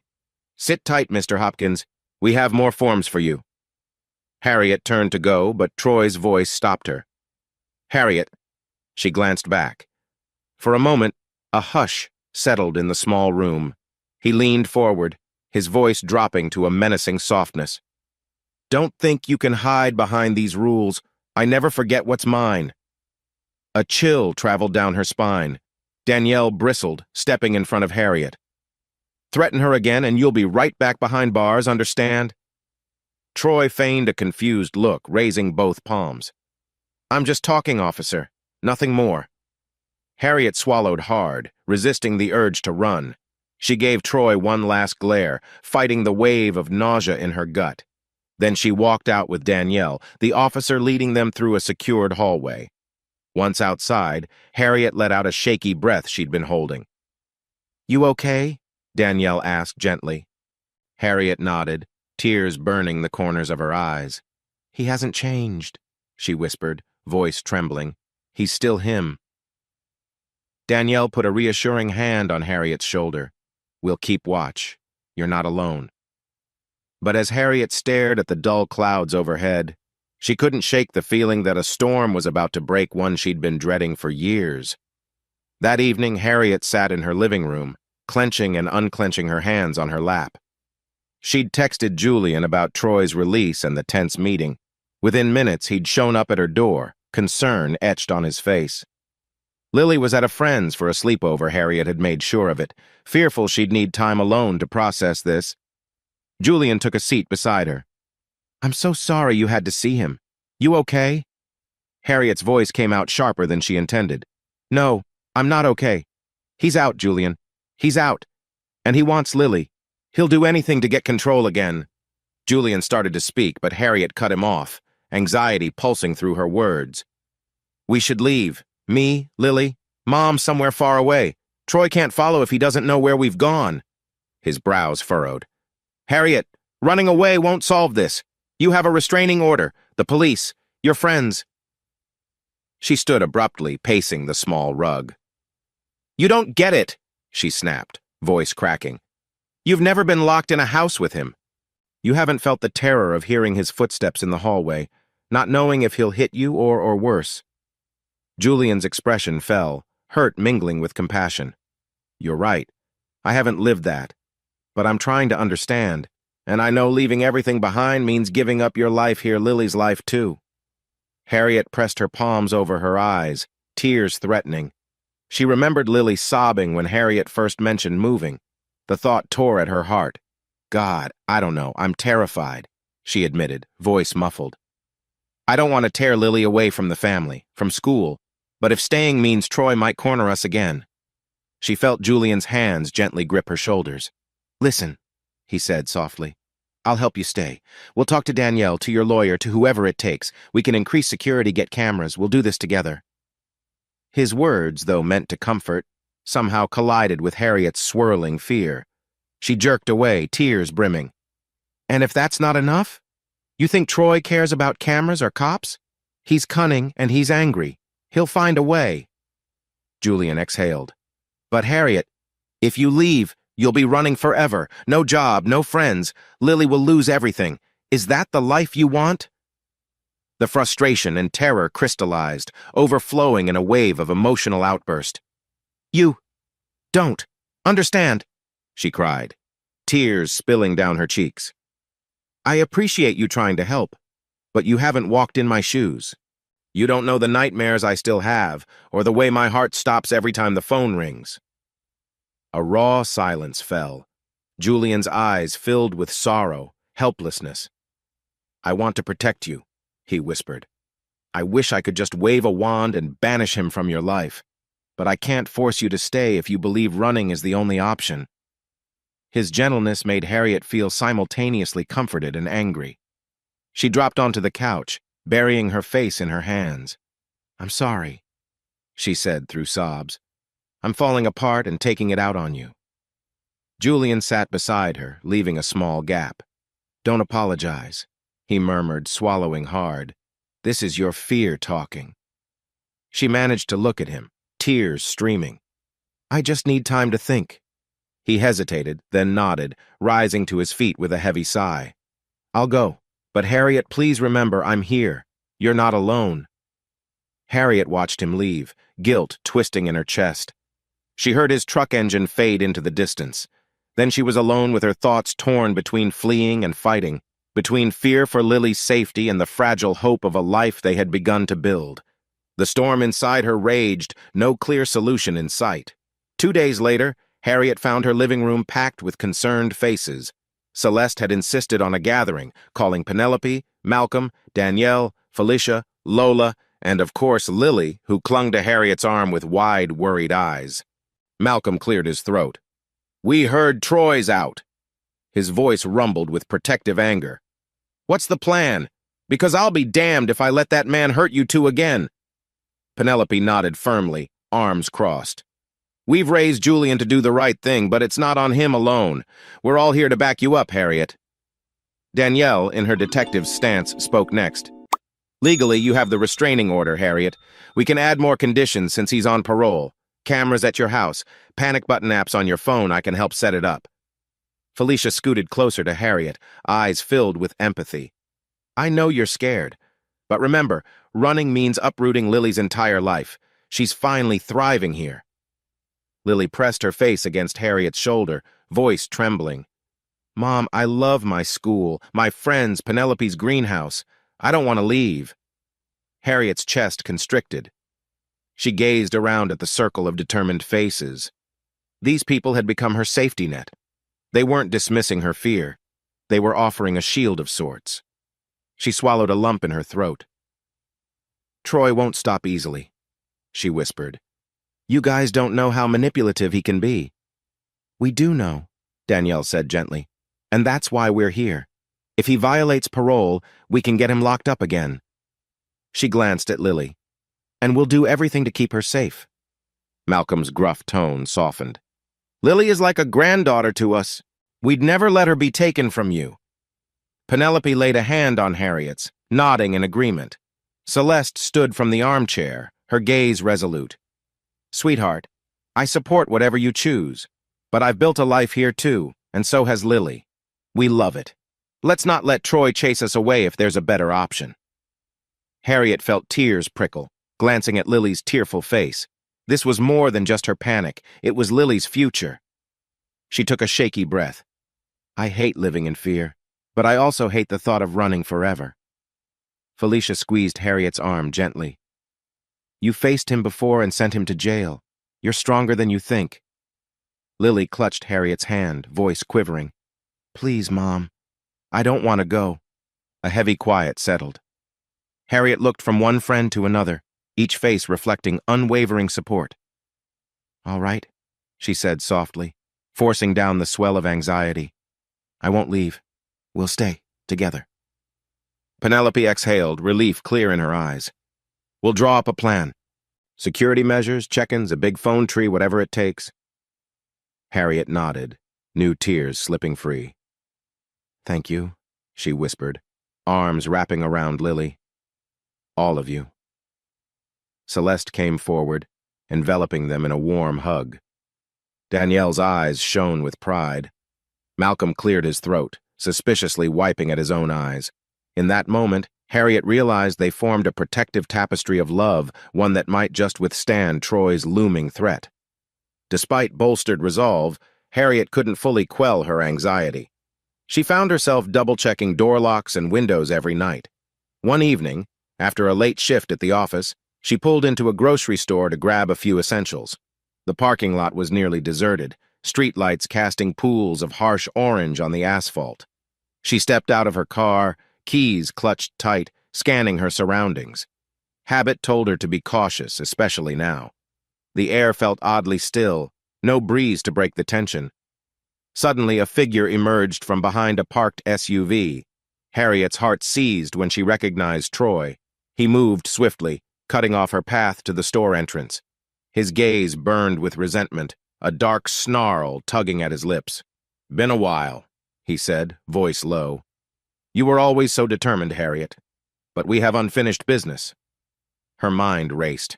She darted a glance at the store entrance too far, and no one seemed around. Stay away from me, she hissed, stepping back. Troy sneered. You think you're safe because of your new boyfriend? Because your little clique of friends thinks they can protect you? He moved closer, tension coiling in every muscle. You're mine, he spat. And Lily's mine, too. Don't forget that. A surge of panic lanced through her. Harriet forced her voice to stay firm. You touch my daughter and you'll go straight back to prison. You know that. He barked a harsh laugh. Prison, freedom, it's all a game. One I intend to win. He lunged, grabbing her wrist. Harriet let out a strangled scream, twisting to free herself. Adrenaline shot through her veins and she managed to jerk away, stumbling against the car. Before Troy could grab her again, a sharp voice cut through the silence. Hey, what's going on? A store employee carrying a few stray carts had rushed over. Troy glared at the newcomer, then gave Harriet a final, hate-filled look. This isn't over, he muttered before stepping back. Eyes narrowed, he disappeared into the dimness of the lot, out of sight. Harriet clutched her wrist, breath ragged. The employee approached, concern etched on his face. Are you okay, ma'am? Want me to call the police? She swallowed, adrenaline making her hands shake. Yes, please. He's not supposed to come near me. Minutes later, Harriet sat inside the store, trying to steady her breathing while the manager helped her contact the police. Her thoughts whirled Troy's cold stare, his threats. She felt a fresh wave of terror. He was escalating, testing boundaries. Her phone buzzed. Harriet fumbled to answer. Hello? Her voice shook. Harriet, it's Julian, came the urgent reply. Danielle just got a call from a store employee about a disturbance. Are you okay? Tears welled anew. He was here, Julian. He grabbed me, almost. I'm on my way, Julian interrupted, voice fierce. Stay with the store manager, lock yourself in if you have to. I won't let him get near you again. Harriet closed her eyes, relief mixing with dread. She thanked the manager who hovered protectively and tried to calm her pounding heart. Every second felt like an hour until she saw Julian's truck screech into the lot. He rushed inside, eyes scanning until he found her. She practically collapsed into his arms, tears shaking loose. His voice rumbled low with anger and concern. "I'm here," he repeated, holding her tight. "And I swear, Harriet, I won't let him hurt you again." The vow in his words felt like an anchor in a raging sea. Harriet clung to him, trembling but resolute. She wasn't alone. They would stand against Troy's menace, even if the real battle had only just begun. A warm spring sunset spilled shades of orange and pink across Crestwood's sky. Harriet parked her car in front of Penelope and Malcolm's house, feeling a flutter of nerves. She, Lily, and Celeste had been invited for dinner, an event Penelope promised would be intimate and relaxing. Yet something about Julian's demeanor over the past week hinted there might be more to it. Lily bounded from the car, squealing with delight when she spotted Malcolm at the door. Harriet and Celeste followed, carrying a basket of homemade rolls. Inside the cozy living room, the aroma of roasted chicken and buttery vegetables filled the air. A soft lamp cast a gentle glow across family photos. Some featured a younger Julian, beaming proudly with his steel guitar. Penelope ushered them in, cheeks flushed from kitchen heat. "Perfect timing. Dinner's almost ready," she chimed. "Julian's out back, said he needed some air. Maybe you can coax him in," she hinted with a playful smile. Harriet exchanged a quick glance with Celeste. Her mother shrugged, a knowing twinkle in her eyes. Harriet stepped carefully onto the back porch. The yard was blanketed in twilight, strings of fairy lights woven around the wooden fence. She found Julian leaning against the railing, gazing at the sky. He turned at her approach, lips curving into a grateful smile. "Hey," Harriet said softly, hugging her arms to stave off the slight chill. "Everything okay?" He drew a deep breath. "Yeah, just thinking about life." Then he gestured for her to stand beside him, the faint smell of cut grass and pine drifting around them. "I've been reflecting a lot these past months, about you, Lily, my parents, the future we're all trying to protect." Her heart beat faster, recalling the harrowing encounters with Troy and the fragile peace they'd managed to hold. "We've come a long way," Harriet murmured, her voice laced with gratitude. "I was so lost before, still am, some days, but you've helped me remember there's more to life than fear." Julian brushed his fingers across her hand. "I don't want you to live in fear anymore." He paused, swallowing. "That's why I invited you here tonight. There's something I want to say. Or, well, ask." Harriet's breath caught. She glanced through the windows to see Malcolm, Penelope, and Celeste trying, not so subtly, to peek without being obvious. Lily's little face suddenly appeared at the window, grinning like she was in on a big secret. Julian cleared his throat. "I never thought I'd find someone after losing my wife. I felt broken. But you showed me that two wounded hearts can still beat together. And Lily, she's brought light back into my world." He dipped into his jacket pocket, producing a small velvet box. Harriet's eyes shimmered, tears forming before she could stop them. "Julian?" He opened the box, revealing a modest but elegantly crafted ring. "Harriet Gray," he said, voice trembling, "will you marry me? Will you and Lily let me be part of your life, officially and forever? I'm not promising an easy road, but I swear I'll protect you both with everything I have." Emotion surged in Harriet's chest, a mixture of shock, overwhelming love, and a lingering thread of fear. She blinked back tears, remembering how Troy's shadow had almost erased her chance at happiness. But Julian's earnest gaze and the warmth emanating from the house behind them gave her the final push. "Yes," she whispered, voice quivering. Then stronger. "Yes, I will." He slid the ring onto her finger, and Harriet let out a breathy laugh that quickly morphed into tears. The back door burst open, Lily racing out with a squeal. "Mom, you said yes?" Harriet nodded, scooping Lily into a tight hug. Julian joined, enveloping them in a three-way embrace. Penelope, Malcolm, and Celeste trailed out, clapping, broad smiles on their faces. Lily turned to Julian, eyes shining. "Does this mean you'll be my dad now? Like, for real?" Julian's throat bobbed, emotions surfacing. "If you'll have me, Lily." His tone was gentle, hopeful, Lily launched herself into his arms. "Yes, I've been waiting forever," she declared, though Harriet suspected Lily had only recently allowed herself to dream this dream. Harriet's vision blurred with tears of relief and joy. She knew Troy's threat still loomed, but for this moment, hope took center stage. They were forging a new family, one that Troy could never truly destroy.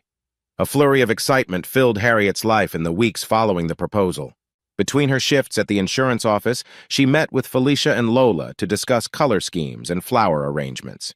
Danielle offered her backyard for a small reception, but Harriet and Julian settled on the local church hall, simple yet meaningful, considering how that community had embraced them. Still, a tight knot lingered in Harriet's stomach.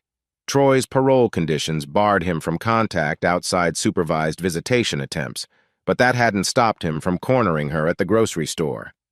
She knew better than to underestimate him. One bright Saturday morning, Harriet stood in front of a mirrored wall at a local boutique, Lily at her side. They were finalizing Harriet's wedding dress, fitting an elegant off-white gown, nothing extravagant, but it felt perfect. Lily twirled in the reflection, giggling at her own half-spinning silhouette. A knock at the dressing room door interrupted them. Felicia peeked in. "Harriet, I just got a call from someone claiming to be Troy's friend. He's demanding Lily meets Troy before the wedding. Said something about Troy deserves to see his daughter at least once." It sounds fishy.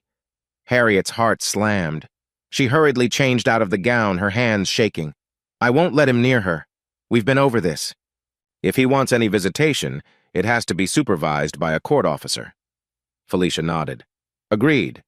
But the fact he's trying to force the issue this close to the wedding, I don't like it." Lily's face fell, anxiety clouding her bright eyes. "He wants me to see him?"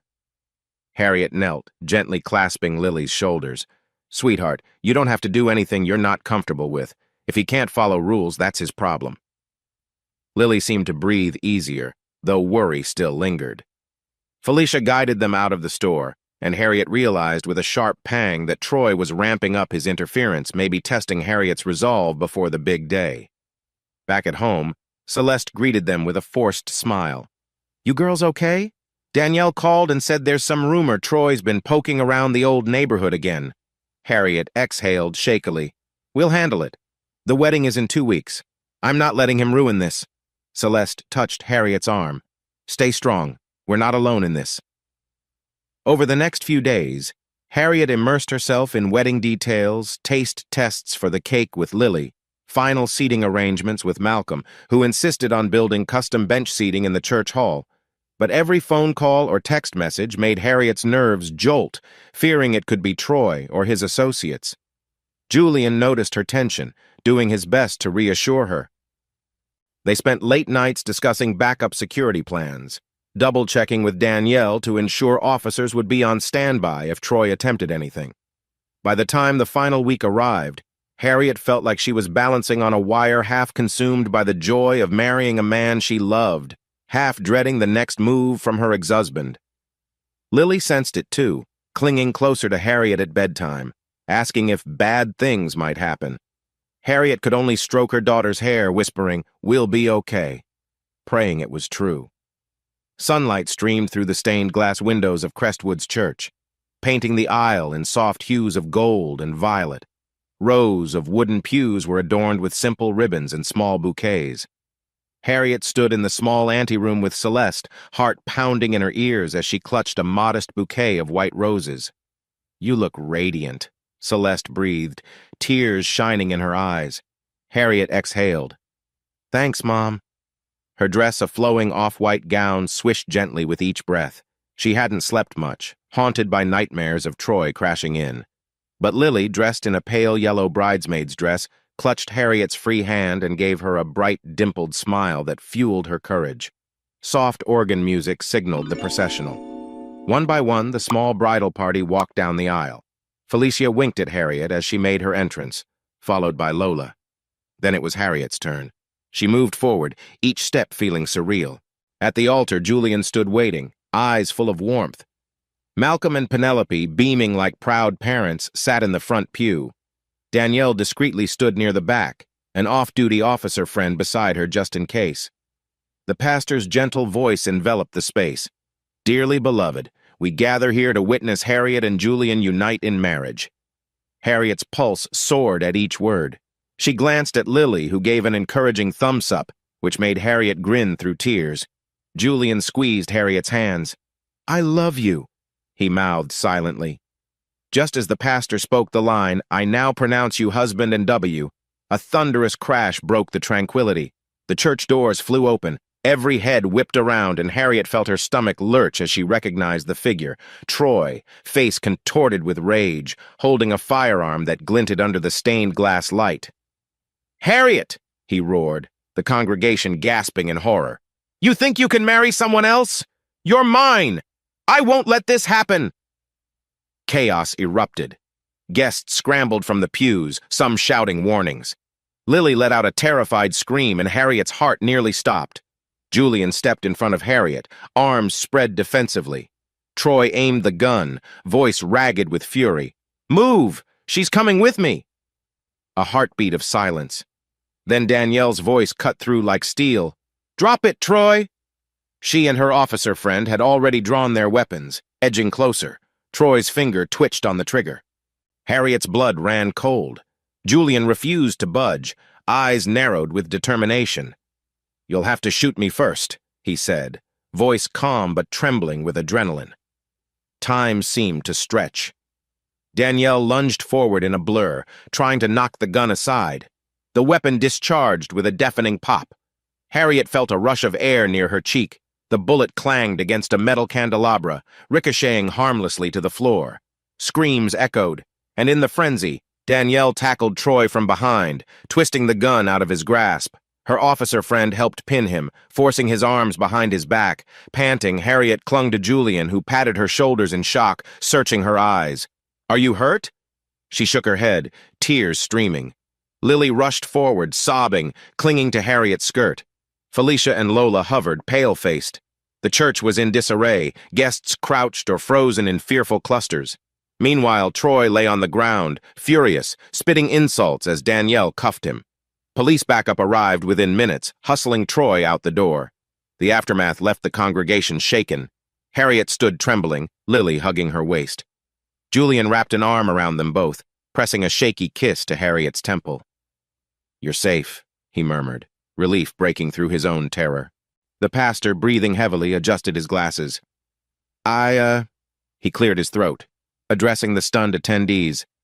"I believe we should take a moment to—" Harriet's voice quavered as she stepped forward. Lily still clutched to her side. "Please, if it's all right, I'd like to finalize our vows." A stunned hush fell. Then a soft murmur of support rippled through the crowd. The pastor swallowed, nodding. "Yes, of course." His voice steadied as he restated solemnly, "I now pronounce you husband and wife." Julian squeezed Harriet's hand, tears in both their eyes. For a moment, Harriet forgot the chaos as their lips met in a tender, trembling kiss. Applause quiet at first, then louder spread among the onlookers who, moments ago, feared a tragedy would overshadow this day. In the church hall's side room, Harriet sat on a bench, Lily beside her. Police officers bustled around, taking statements from witnesses. A paramedic pressed a bandage to a superficial graze on Julian's forearm, apparently from a flying fragment of metal. Harriet's relief at realizing it wasn't a direct bullet wound brought her to tears again. Lola paced, still shaken. "God, I thought for sure someone would be seriously hurt." Felicia leaned on her shoulder, voice trembling. "Danielle did her job, but that was too close." Harriet stared at the floor, mind replaying Troy's deranged entrance. She felt Lily's small hand slip into hers, a comforting gesture that made her look up. "You okay?" Harriet asked softly. Lily gave a wobbly nod. "I got scared, Mom, but you and Julian are safe, right?" Harriet pulled her into a hug. "Yes, baby, we're safe." Her gaze flicked to Julian, who was talking quietly with Danielle near the door. His eyes searched for Harriet's, and he mouthed, "I'm fine."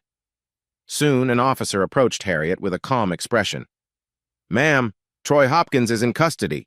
He's facing charges that could keep him locked away for a long time. We'll need your statement, but it looks like an open and shut case. Are you up for that?" She nodded, chest tight. "Yes, whatever you need." As Harriet rose, Julian came over, gently placing a hand on her back. A wave of relief and love flooded her chest, reminding her that despite the terror, they had survived. Celeste, eyes red from crying, joined them, hugging Harriet and Lily.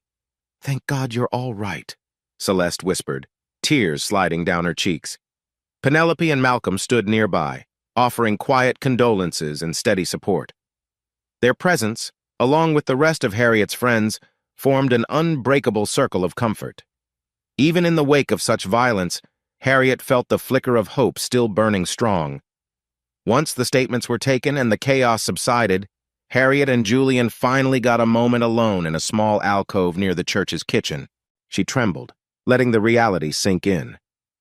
This was supposed to be our wedding day, and he almost ruined it. Julian tenderly cradled her cheek. "But he didn't," he murmured. "The vows are done. We're husband and wife, no matter how unorthodox the ceremony ended." Harriet managed a half-laugh, tears threatening again. "We might have to postpone the reception." Julian nodded, pressing a gentle kiss to her forehead. "We'll celebrate another day, with everyone, once the dust settles. For now, let's just breathe." A small hush passed between them. Harriet closed her eyes, recalling the bullet's whine, Lily's scream, the fear that Troy might end everything. But he hadn't. Harriet was still standing, hand entwined with Julian's, Lily safe in their arms. They had been through a violent storm, but they emerged intact. When Harriet stepped back into the main hall, Felicia and Lola promptly announced, "You two are going on a second honeymoon someday to make up for this," earning a chorus of agreement from the assembled friends. Harriet smiled through her tears, overwhelmed by gratitude. Yes, they would need time to heal from this trauma time for Lily to fully trust that Troy's threats were behind them. But at least now, Harriet and Julian were officially bound together. Nothing Troy did could take away that small yet profound victory. She glanced at Lily, who forced a brave smile. Harriet bent down, scooping her daughter close. "I love you, Lily. And we're going to be okay." Lily pressed her face into Harriet's shoulder. "I love you too, Mom," she whispered. "And Dad. We're a family now." Outside, police lights cast a wavering glow. Harriet exhaled a breath she hadn't realized she was holding. Despite the raw edges of fear and the echo of gunfire in her mind, she clung to the certainty that Troy had lost his grasp. A future she had once thought impossible, a safe, loving home, was still within reach. Sunlight streamed through the sheer curtains of Harriet's new bedroom, hers and Julian's, now that they'd officially merged their lives. The walls still smelled of fresh paint, a soft pastel shade that Lily helped pick out. Harriet sat on the edge of the bed, running her fingers along the hem of a quilt Celeste had sewn. With each passing day, she found it easier to breathe, to imagine a future free from the looming dread of Troy. The wedding fiasco still lingered in her mind. She could almost feel the echo of the gunshot reverberating in her chest. But that terrifying moment had passed, and Troy was under heavy charges, likely facing a long sentence. Harriet took solace in the knowledge that Lily was safe, that their new home was filled with laughter instead of fear. Footsteps sounded in the hallway. Julian appeared wearing a faded t-shirt and a gentle smile. "Hey, beautiful," he said, leaning down to kiss her forehead. "You okay this morning?" Harriet exhaled, returning his warmth with a soft grin. "Yeah, just thinking about how far we've come." She cast a glance out the window where Lily and Penelope could be seen in the backyard, examining newly planted rose bushes. "It still feels surreal. Like any minute, I'll wake up and realize it was all a dream." "It's real," Julian assured, sliding an arm around her shoulders. "We have a place to call our own now, and Troy's out of the picture. You can let that fear go." Harriet nodded, allowing herself to lean into his embrace. She thought of Lily, how the little girl had grown more confident, laughing often, forging friendships at her school. The child who once cried at every loud noise now spent afternoons giggling with Malcolm, learning to saw wooden birdhouses, or reading on the porch swing with Celeste. "How about we celebrate tonight?" Julian suggested. "Something simple, just dinner with friends. You know Felicia and Lola have been itching to see the new place." Harriet considered the idea, heart fluttering with cautious excitement. "That sounds nice," she said softly, picturing a table set with homemade dishes, laughter in the air. Peace was a word that still felt new to her, but she craved it desperately. "Let's do it." From the window, Lily waved, beckoning Harriet outside. Harriet smiled.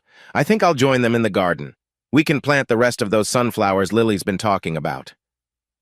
Julian pressed a quick kiss to her temple. "Sounds perfect." Stepping into the backyard, Harriet noticed how the morning light bathed everything in a soft glow. Lily bounced on her toes, showing off a row of newly sprouted seedlings. Harriet knelt beside her daughter, gently brushing the leaves. "They're going to grow tall and strong," she said, voice tinged with wonder. "Like us," Lily replied, simple but profound. Harriet's chest tightened, tears pricking her eyes. Indeed, they were growing beyond past scars, beyond the nightmares. They were stepping into a life that finally felt like their own. A week later, Harriet found herself standing at the courthouse steps. The imposing gray building loomed overhead, flags fluttering in the breeze. Julian's hand clasped hers, a firm, reassuring grip. Lily stayed home with Celeste, sheltered from the tension of this final confrontation. Danielle met them at the entrance, wearing a crisp blazer that contrasted her usual casual look. "You ready?" she asked, gaze shifting between Harriet and Julian. Harriet gave a small nod, nerves balled up in her stomach. The courtroom was surprisingly quiet. Sparse wooden benches creaked under the weight of onlookers, mostly legal staff, a few reporters, and Harriet's supportive friends. At the front, Troy stood flanked by guards, his expression stony. Harriet's heart skipped when she recognized that same threatening gleam in his eyes, but this time, she reminded herself, he was the one behind bars. The judge began reviewing the charges: violation of a restraining order, attempted assault with a deadly weapon, illegal possession of a firearm, and more. Every count felt like a nail sealing Troy's fate. Harriet listened, hands trembling. She remembered the chaos at the wedding, the near miss of a bullet. When Harriet took the stand to testify, her voice quivered at first. She recounted Troy's obsession, the intimidation calls, the night at the grocery store, the wedding day horror. With each sentence, her tone steadied. She was no longer the petrified woman cowering under Troy's shadow. She was Harriet Gray, who had survived, who had fought back. Troy's lawyer attempted to paint him as a troubled soul, claiming remorse. Harriet looked at Troy and saw no sign of genuine regret. His gaze was cold, a predator's stare. The judge, unimpressed by the defense's pleas, seemed to note Troy's complete lack of empathy. After a tense hour, the verdict came down. Troy was found guilty on multiple felonies. The judge imposed a lengthy prison sentence with no parole eligibility in the foreseeable future. Harriet let out a breath she'd been holding forever. Once dismissed, Harriet gripped Julian's hand outside the courtroom. Danielle approached with a relieved smile. "He's locked away for a good while," she said softly. "He won't be a threat anymore." Harriet's shoulders shook as tears welled, tears of relief, of closure. Julian pulled her into a tight hug, pressing his cheek against her hair. "You did it," he whispered. "You stood up to him. It's over." Harriet closed her eyes, allowing the moment to sink in. Troy might have left indelible scars, but he would no longer control their lives. She clutched Julian's sleeve, inhaling the subtle scent of his cologne. Outside, the sun seemed brighter, the air fresher. A new chapter was unfolding, one free from Troy's shackles. A few days later, a small caravan of cars traveled down a dusty road leading to Pine Creek Lake, a local retreat spot known for its calm waters and picturesque pines. Harriet followed in her sedan, Lily chattering excitedly in the back seat about fishing, campfires, and possibly spotting a deer. Felicia, Lola, and Danielle had arranged this celebratory weekend getaway a chance to breathe and enjoy life's simple wonders. Penelope and Malcolm joined as well, towing a small camper, while Celeste rode with them, eager to share stories around a campfire. Harriet and Julian had originally hesitated, thinking about the chaos they'd just endured, but ultimately decided there was no better time to celebrate new beginnings. When they arrived, the lake shone like polished glass, reflecting the sky's brilliant blue. Tall pines lined the shore, their scent mingling with the fresh water breeze. Harriet inhaled deeply, feeling tension melt from her shoulders. They set up tents under shady spots, Lily running circles around them, squealing over each new bug or pine cone. Felicia and Lola spread out a checkered blanket on the grass, unpacking picnic baskets. Danielle, still in her detective mindset, joked about possible bears, stirring half-serious shrieks from Lola. Later, Harriet and Julian strolled along the lake's edge. Lily bounded ahead, collecting smooth pebbles. The hush of the forest and the gentle lap of water calmed Harriet more than she'd imagined. She laced her fingers with Julian's. "It feels like we've woken up from a bad dream," she admitted softly, glancing at Lily's carefree figure. "I never thought we'd have this kind of peace." Julian nodded, eyes scanning the horizon. "Neither did I. But here we are, family, friends, no more running from shadows." He squeezed her hand. "We're allowed to enjoy this." That evening, the group gathered around a crackling campfire. Flames danced, illuminating smiles and tired eyes.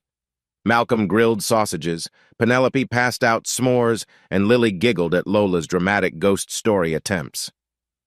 Harriet leaned against Julian, heart brimming with gratitude. As the fire died down, Harriet watched Lily curl up in her sleeping bag, face serene. Celeste gave Harriet a comforting pat on the shoulder before heading to her own tent. Soon, Harriet and Julian found themselves under a starlit sky, the Milky Way arching above like a cosmic promise. A faint breeze caressed Harriet's cheeks. She thought about the old Harriet haunted, fearful, bracing for Troy's next strike.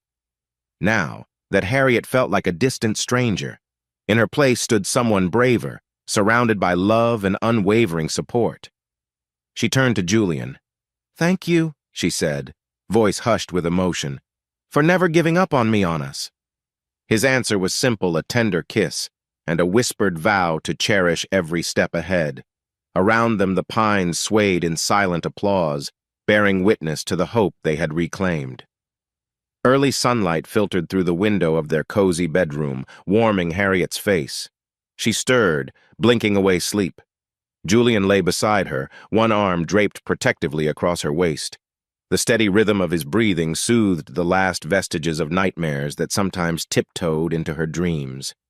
From down the hallway, Lily's voice piped up, bright and excited. "Mom! Dad! Wake up!